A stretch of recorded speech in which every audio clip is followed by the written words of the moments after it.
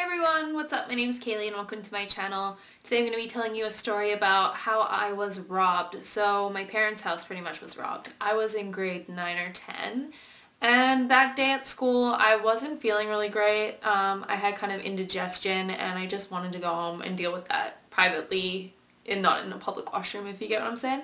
So I went home at lunch and I took the bus home. By the time I got home it was around 1 o'clock and I came home and I unlocked the door with my key and it was locked and everything, so I didn't, clue in because what had happened is I think they came in through the window. Came home, opened the door, just like did my usual, open the door, turn around, lock it, fling off my bag, just throw it on the ground, throw my jacket on the ground, kick off my shoes really quickly, and I headed straight to the washroom, like straight to the washroom to deal with my problems and get that business over with. So that's what I did. Then after that was finished, that monstrosity was finished, I went into the kitchen to make myself a snack like I normally would have done. So I just walked into the kitchen, made myself some cereal or something, turned around, walked through to the living room, sat down on the couch, went to eat my food, went to go turn on the TV, looked at the TV, and then it hit me. And that's the scariest part, was that I had been in the house for at least 10 minutes before I realized what was going on. So what if they were still there, right? That's pretty scary. So I look up and what I noticed was immediately was underneath the television was disheveled wires everywhere, and the reason why they didn't take the TV was because it was really big. It was one of those big old ones, so it's not worth its weight. If you get what I'm saying, you could take more things that are worth more quicker than just one TV, right? So they left it. And underneath was just nothing. Like there was no PlayStation, there was no DVD player and all the other entertainment stuff that we had under there. I think there was a digital camera nearby too that they'd taken. And once I saw that, I was like, whoa. Then I started cluing in. I was like, whoa, something just happened. And then I really started to open my eyes, because that's something that I was really at fault at. It was not being aware of my surroundings at all. Granted, I was only, I think, 16 at the time. But anyway, I looked around and then I started noticing that the whole house had been completely destroyed and like rifled through. Everything. So one thing that was really interesting though was that my shoes were all over the place and kind of scattered like this. Kind of like what happens when you take off your shoes with your feet just carelessly, and they kind of look like that kind of. They were just kind of like that all over the place, and all my clothes have been like sorted through and looked at and stuff. So, but not my parents, just mine.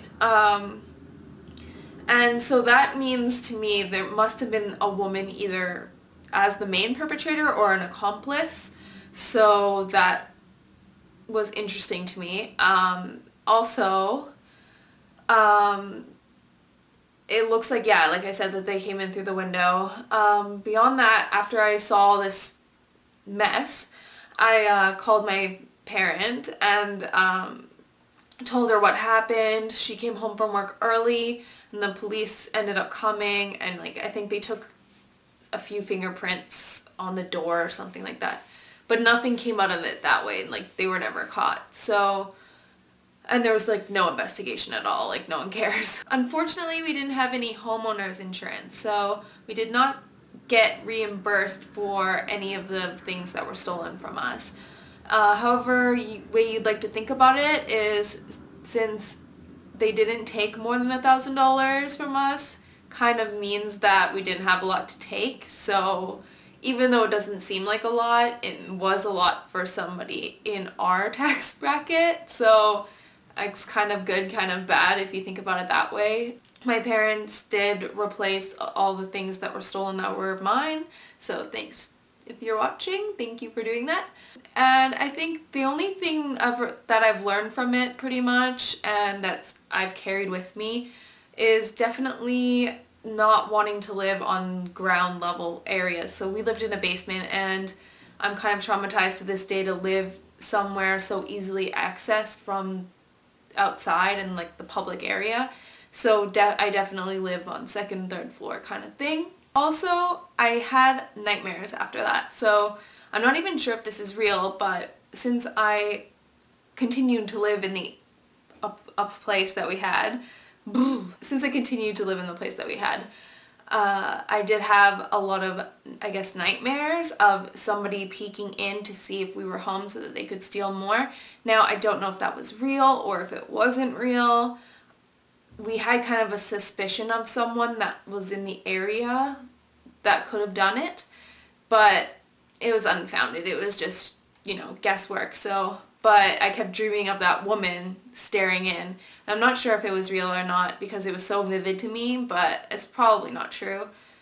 But yeah, that's the story of how I got robbed, guys. I hope you liked it. Don't forget to like and subscribe to me for more videos, and I'll see you in the future. Bye! Hey everyone, what's up? My name's Kaylee and welcome to my channel. I'm going to be talking to you today about being a calm person. So I think a calm person is like a unicorn in today's society. It's majestic, it's very rare, and people definitely look at them in awe. So if you're like me,